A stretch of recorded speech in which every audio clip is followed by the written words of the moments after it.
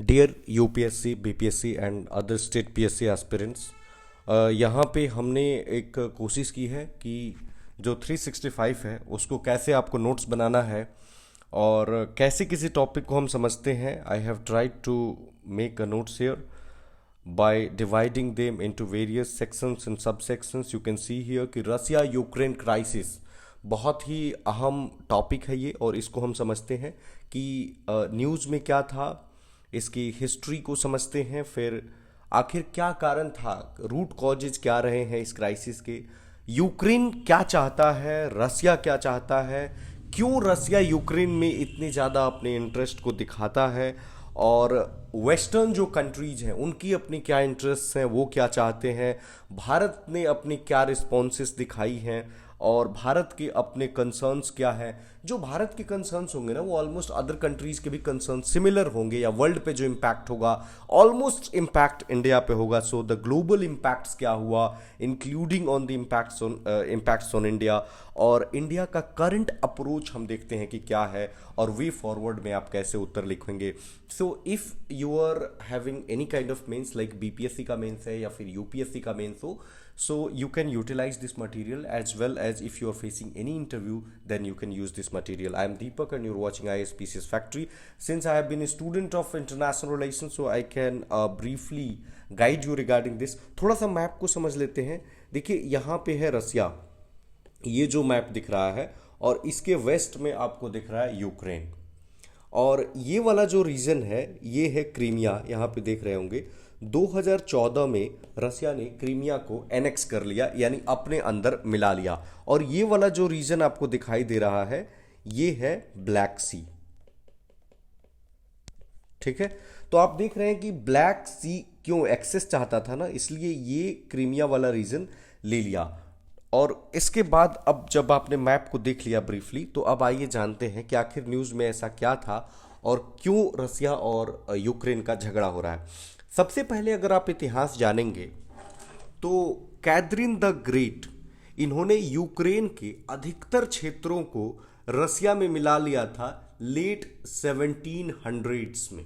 ठीक है, तो ये पहला इंपॉर्टेंट हो गया। 1917 से 20 के मध्य एक यूक्रेन जो था वो ऑटोनमस स्टेटस को एंजॉय किया, लेकिन ये शॉर्ट पीरियड के बाद सोवियत यूनियन में इसका विलय हो गया, और विलय क्या मतलब, सोवियत यूनियन का पार्ट बना, और ये कब तक रहा, टिल 1991, और उसके बाद इंडिपेंडेंट हो जाता है क्योंकि सोवियत यूनियन का कोलैप्स हो जाता है, आपको पता है। तो आपने देख लिया न्यूज़ में क्या था, जो डोनेट्स्क है, लोहांस्क रीजन है, उसको जब रसिया कब्जा करता है, जो एडजॉइनिंग टेरिटरीज हैं, और रसिया जब अटैक करता है, क्योंकि रसिया को ऐसा लगता है कि जो यूक्रेन है वो वेस्टर्न इन्फ्लुएंस में ज़्यादा जा रहा है, नेटो का मेंबर बनने जा रहा है, हम उसको आगे देखते हैं। तो देखिए रूट कॉज क्या है इस क्राइसिस का, आखिर क्यों ये क्राइसिस पैदा होता है।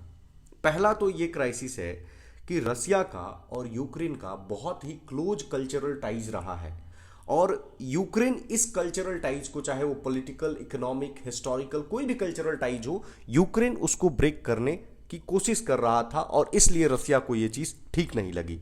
दूसरा, यूक्रेन बिल्कुल एक ऑटोनॉमी स्टेटस की डिमांड कर रहा है, जबकि रसिया ऐसा कहता है कि अगर आप ऐसा करेंगे तो आप हमारे से सटे हुए हैं, और अगर आप फिर ऐसे, ऑटोनोमस का मतलब है आप यूएस के पाले में जाएंगे, आप यूरोप के पाले में जाएंगे, और फिर वो हमारे इंटरेस्ट के खिलाफ होगा, क्योंकि रसिया का ट्रेडिशनली यूएस के साथ आपको पता है कि झगड़ा है।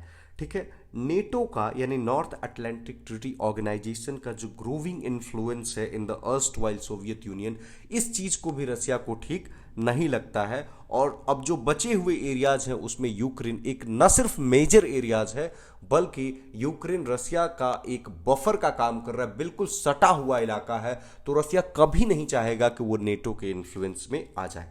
नाउ अब पूछेंगे कि यूक्रेन चाहता क्या है, तो यूक्रेन चाहता है कि यूरोपियन यूनियन के साथ उसका पॉलिटिकल एंड इकोनॉमिक इंटीग्रेशन हो जाए। दूसरा चाहता है कि नेटो की मेंबरशिप मिल जाए। नेटो की मेंबरशिप क्यों यूक्रेन चाहता है, क्योंकि आपको मैंने बताया कि यहाँ पे क्रीमिया जो रीजन है ये यूक्रेन का था, और इसको रसिया ने कब्जा कर लिया। क्यों कब्जा किया, क्योंकि ब्लैक सी का एक्सेस के लिए, अदरवाइज इसका एक्सेस छिन जाता।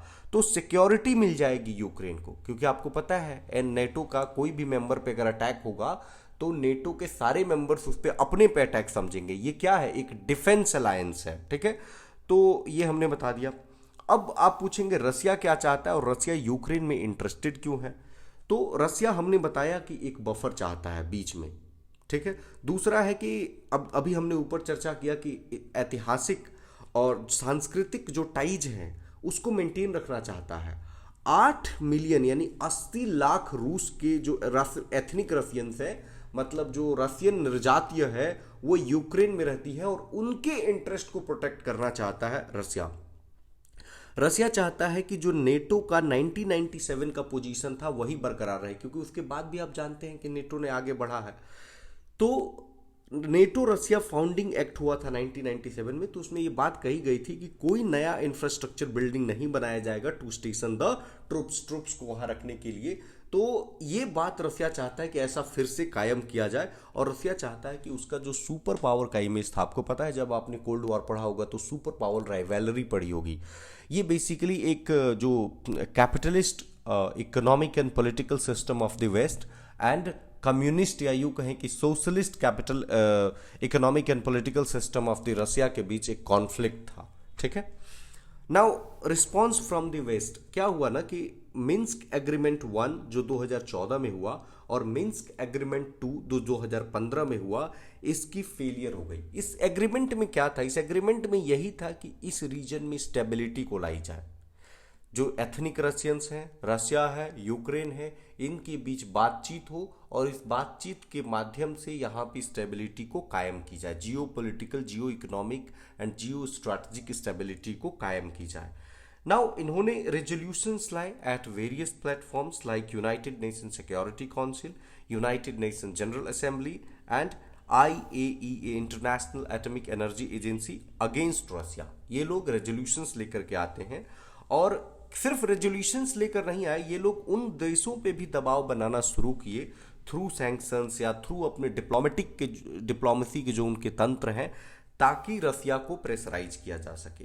ना भारत ने क्या किया इसमें, तो भारत ने सबसे पहले तो जितने भी रेजोल्यूशंस आई रसिया के खिलाफ, तो उसमें कहा कि हम ना ही इसके सपोर्ट में वोट करते हैं और ना ही अगेंस्ट में वोट करते हैं, हम वोट ही नहीं करेंगे। ऐसा क्यों किया भारत, क्योंकि भारत का इंटरेस्ट न सिर्फ रसिया के साथ है बल्कि वेस्ट के साथ भी है। लेकिन भारत ने ह्यूमैनिटेरियन असिस्टेंस जो है, मानवीय की जो मानवता के लिए जो मतलब असिस्टेंस प्रोवाइड की जानी है, वो वहाँ के लोगों को प्रोवाइड किया। आपको पता है कि यूक्रेन में भारत ने मेडिसिन भेजी, मेडिकल इक्विपमेंट्स भेजे, बहुत सारे सप्लाईज भेजे, लेकिन लोगों के लिए, लेकिन कभी भी यूक्रेनियंस को भारत ने आर्म्स नहीं दिया, ठीक है। स्ट्रेटेजिक ऑटोनॉमी को भारत मेंटेन रखना चाहता है। स्ट्रेटेजिक ऑटोनॉमी का मतलब क्या होता है कि जो हमारी फॉरेन पॉलिसी है वो गाइडेड नहीं होगी किसी दूसरे देश के द्वारा, हम अपनी फॉरेन पॉलिसी को अपने तरीके से चलाएंगे, ठीक है।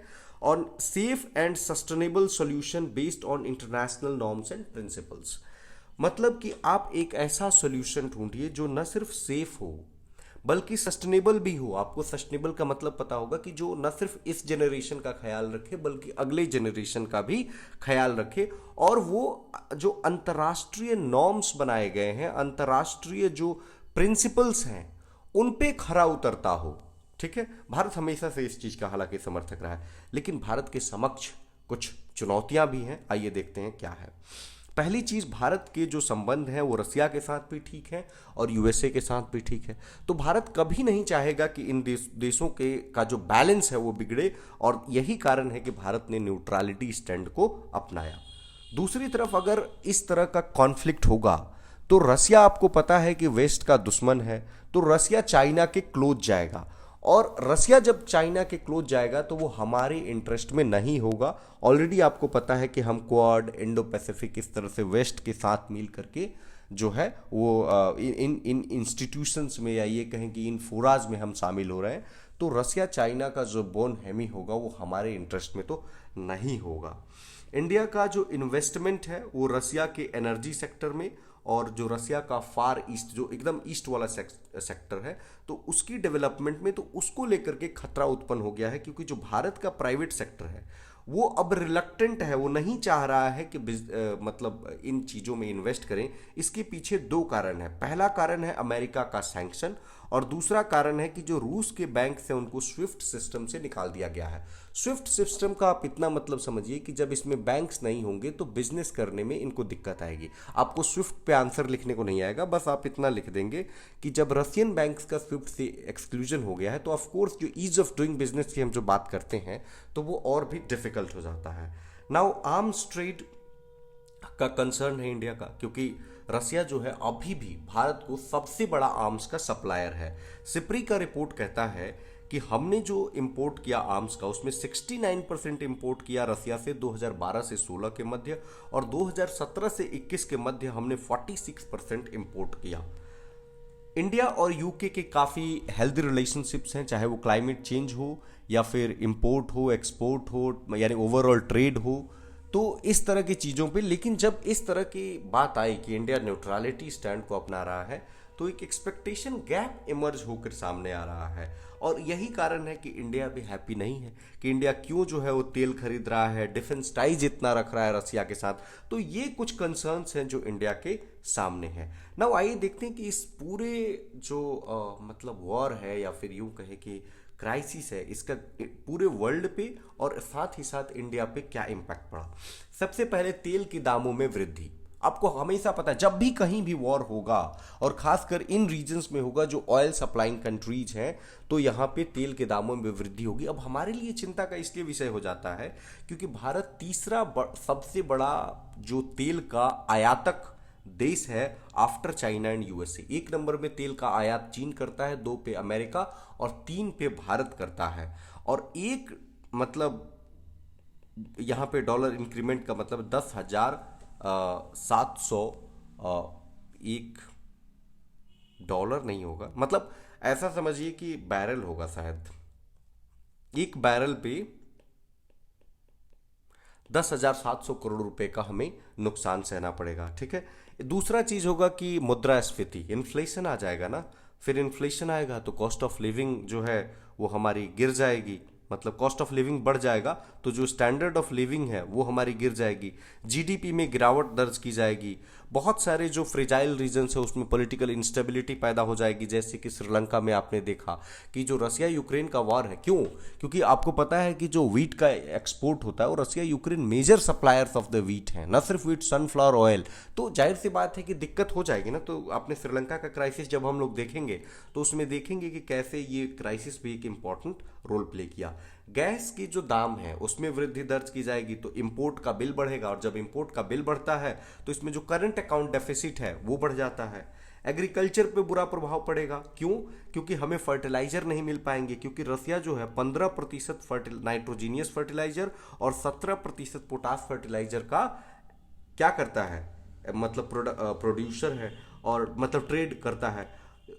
यूक्रेन जो है वो सनफ्लावर ऑयल के प्रोडक्शन में बहुत बड़ी भूमिका निभाता है और साथ ही साथ ट्रेड में। तो wheat, barley, sunflower oil and seeds, corn and colza seeds, इनके major producer as well as the major supplier हैं रसिया एंड यूक्रेन।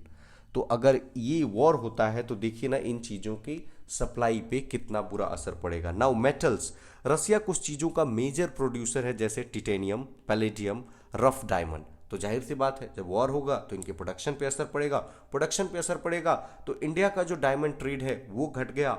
फिर सप्लाई चेन की प्रॉब्लम्स आ जाएगी किन इंडस्ट्रीज के लिए, semiconductor industry and automobile companies के लिए।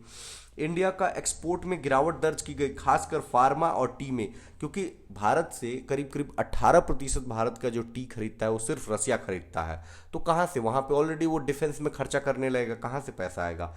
इंफ्रास्ट्रक्चर का डैमेज होगा ना, जैसे जितनी बिल्डिंग्स है, जैसे अटैक हो रहा है, बम, गोले, तोप, बारूद जो भी चलेगा तो बिल्डिंग्स गिरेंगी, स्कूल, हॉस्पिटल्स सब बर्बाद होंगे। ठीक है। वर्किंग एज की पॉपुलेशन, देखिए जो लड़ाई में लड़ता है वो कौन होता है? मोस्टली वर्किंग एज पॉपुलेशन होगा, तो उसका एक क्षति होगा। इनोवेशन को बुरा असर पड़ेगा क्योंकि जो पैसा लगना चाहिए था इनोवेशन में वो पैसा अब डिफेंस पे जा रहा है।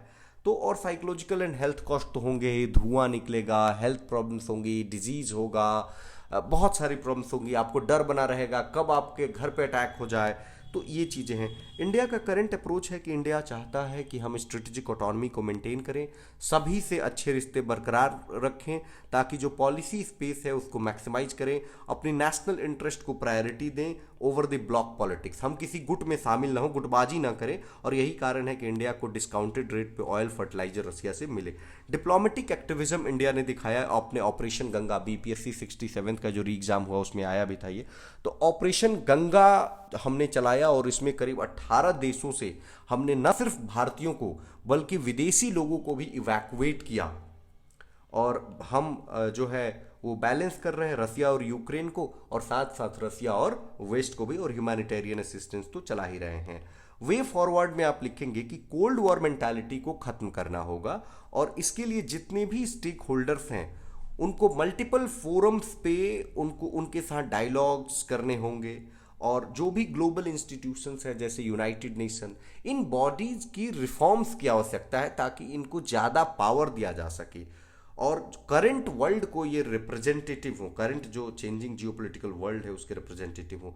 UN charter, international law, sovereignty and territorial integrity, ये बड़े बड़े शब्द हैं, इनको आंसर में लिखेंगे तो बहुत अच्छा होगा। मतलब इसके अनुसार हमें अपनी जो फॉरेन पॉलिसी है उसको कंडक्ट करना चाहिए, एक स्ट्रॉन्ग जियोपॉलिटिकल एक्टर के रूप में इमर्ज होना चाहिए, और फिनेंशियल जो वोलेटिलिटी है जैसे कि इन्फ्लेशन, ट्रेड का कॉस्ट या disruptions in the supply chain, तो इसको कर्व करने की आवश्यकता है। So friends, finally I have tried to give a brief overview.